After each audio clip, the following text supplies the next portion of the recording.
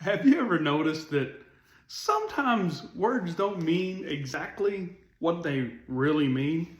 Maybe if you're married and, guys, you ask your wife, hey, is it all right if I go do this? And she says, fine, do whatever you want. And maybe, pull back the tone or you pay attention to the tone. It would sound like the meaning of the words are literally like, yes, it's not a problem. You're welcome. You're free to do anything you want.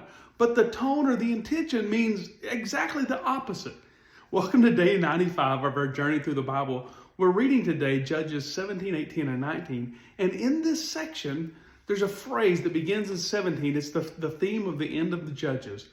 It will say either there was no king in Israel and everyone did what was right in their own eyes, or simply everyone did what was right in their own eyes. And it doesn't mean they did what was right in their own eyes. It meant they did whatever they wanted to do.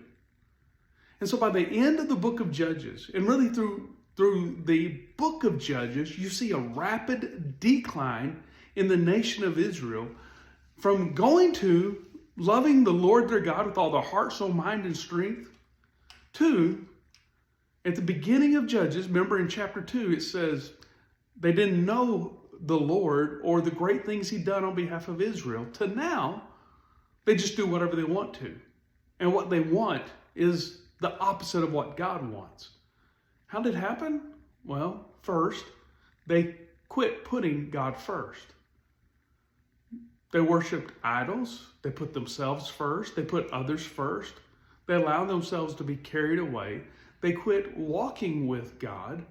They quit speaking of his commands and walking in his ways. They quit sharing the story, the account of who God is and what he's done and his role in their life. They quit talking about it with each other, and they quit talking about him to their children. They started doing their own thing. They started rationalizing. They started justifying. They started compromising to the point where they don't know, is there even such a thing as right or wrong? Who gets to determine what's right or wrong? Boy, doesn't that sound familiar? And I smiled, but it's nothing to smile about. You and I live in a time where people say, you have your right and I have my right. In fact, even calling it right is wrong. You have the way you see things and the way you want to do things, and I have the way I see things, the way I want to do things, and that's okay. That's the way it should be.